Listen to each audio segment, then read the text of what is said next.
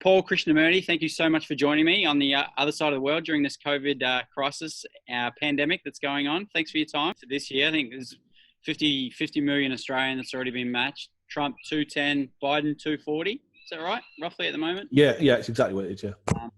A couple of roughies, including Hillary, for some reason, still a third in the market at, 40s or something. And then Andrew Cuomo from New York, 60s or 70s, which I've had a little play on, and you tell me that he's got no chance. So we can get to that in a second.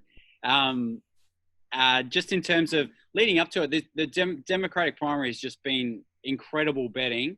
Just the amount of favourites that have been sub $10 in that market and a lot shorter that have been rolled over the course of the lead up to this. Like, it's an incredible opportunity, it seems. Is that something that we can sort of bookmark for next election?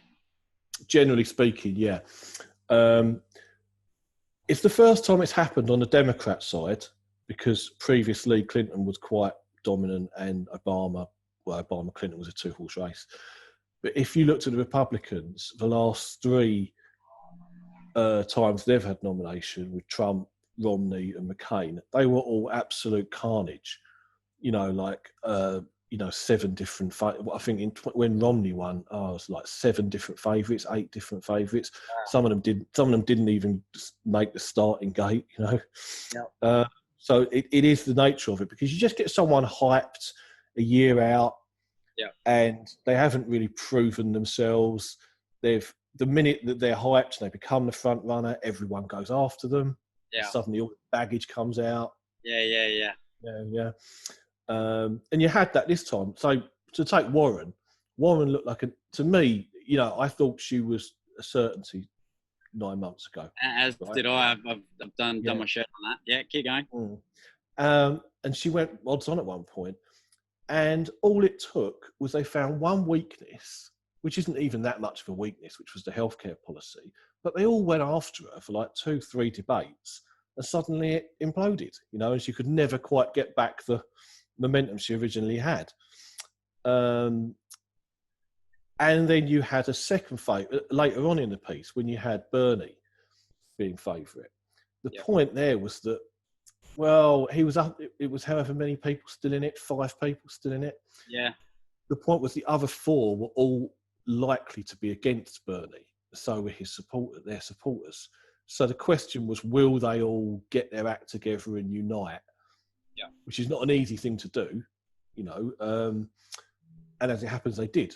And it was just very rapid how Bernie suddenly went from, 1.8 chance, 1.9 to 50 in a fortnight. Yeah, it's insane. Yeah. So that now they've got Biden as seems to be the $5, $10 favourite to be selected by the Democratic Party. What are you envisioning to play out in the next there's still a long way to go, obviously, in this race, 5-6 months from when we're shooting this video.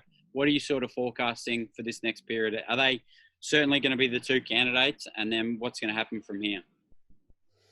Well, let's go the other way around. I have, from the start, and I've not swung at all, am convinced Trump will lose. Right? I think Trump will get about 45%, but without a strong third-party challenge, that's going to be nowhere near enough. Right? And you'll get a Democrat landslide. And I think the Democrats will be super motivated to turn out this time, not just for that, for the Senate races, for the House races. That's been the general trend of this Trump era. So I think that Biden will win. Now, I don't think Biden's a particularly good candidate. I've never thought he was a particularly good candidate. He certainly wouldn't have been my choice. And they're going to go after him, as they are. But it's very hard to see how you would, without actually nailing some scandal on him, and not all this nonsense about Tara Reid that just falls apart the minute you look into it. If they found something with substance, then I suppose there's a way the Democrats might panic at their convention, right? And pick someone else, right? I don't think that's going to happen. But I can see the market moving. I mean, I see that, the funny thing is, you mentioned Cuomo, right? So I get that. because he's easily the most popular Democrat in the country at the moment. Yeah. So I can see the logic in that if they needed to, they might try and get him in. What makes absolutely no sense is Clinton. Yeah. There is no way they're picking her. She wouldn't be 20th on the choice on their list. I tend to think if in that unlikely event that they panicked, actually they'd pick Elizabeth Warren because she's the unity candidate. Virtually all wings of the party like Warren, so it would make perfect sense. But I think it will be Trump v Biden.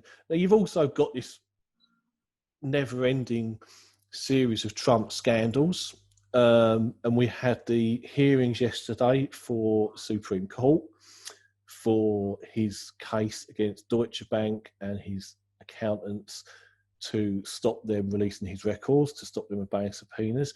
Now, I cannot read what those judges are going to conclude. Some good judges say that they think he will lose the Deutsche Bank case, right? If they are right, and I don't get my hopes up because I've got a lot of money on alternatives at ridiculous prices, right? But that is potentially the end of him. If the Deutsche Bank, if his bank records come out and the funding from Russian oligarchs, which have been mentioned all throughout the case and the core of everything, all of the Mueller investigation, if that comes out, he's in a lot of trouble. Right. But I don't know. I can't say that's going to happen. It's speculative.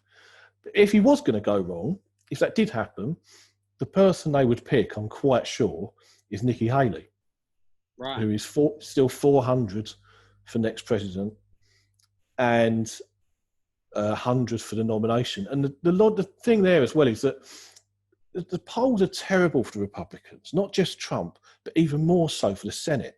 Some of the polls for these Senate races are abysmal. They're like 9% down in North Carolina.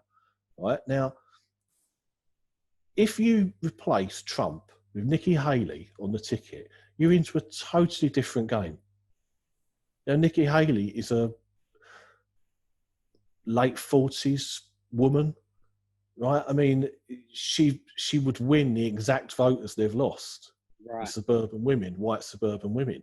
And Biden, who is, at the moment, to my mind, riding to victory just because he's like Mr. Moderate, centrist, reliable establishment figure who's going to bring back sanity, suddenly he'd have to sell himself.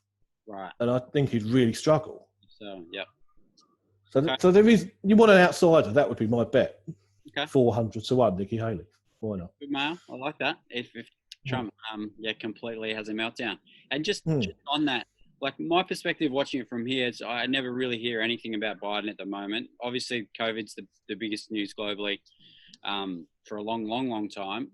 But in the background is how Trump's responding to that and being criticized for, the US is obviously the worst place for the pandemic at the moment.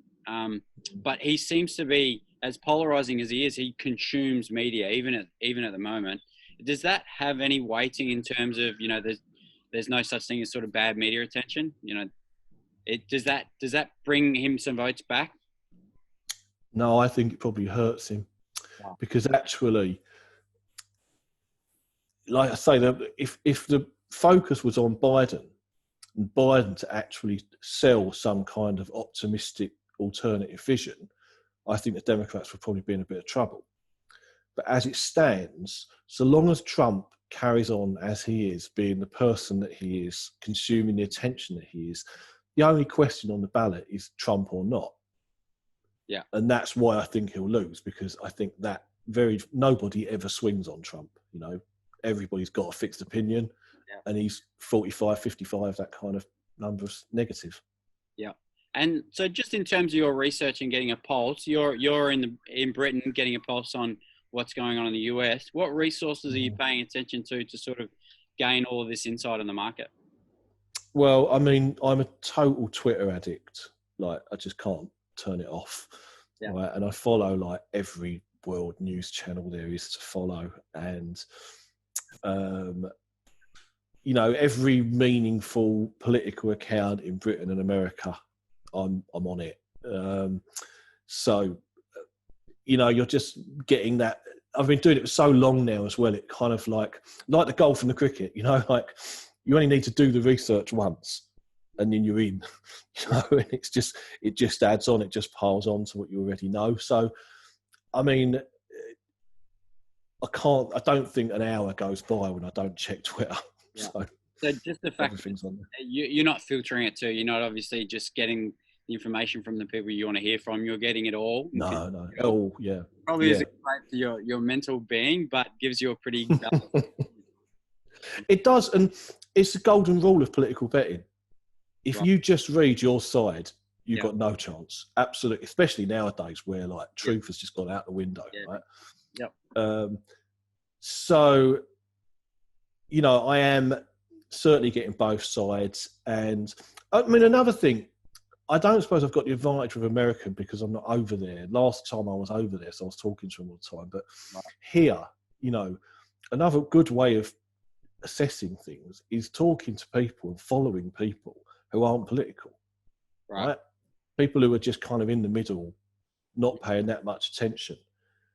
And if you're monitoring those people and seeing who they're swinging to, that's going to tell you an awful lot because, of course, the people who are active in politics are highly predictable. Yeah. Right? It's just about working out whether they have good lines or not, or they're cutting through. Right? Yeah, right. So you're just following sport people in the US or people that have a different profession that don't normally talk about that stuff, and then you see them like something or voice an opinion and you sort of Yeah, I mean, there's the sort of person I love to follow is someone who I've seen back in both sides at one point or another. Right.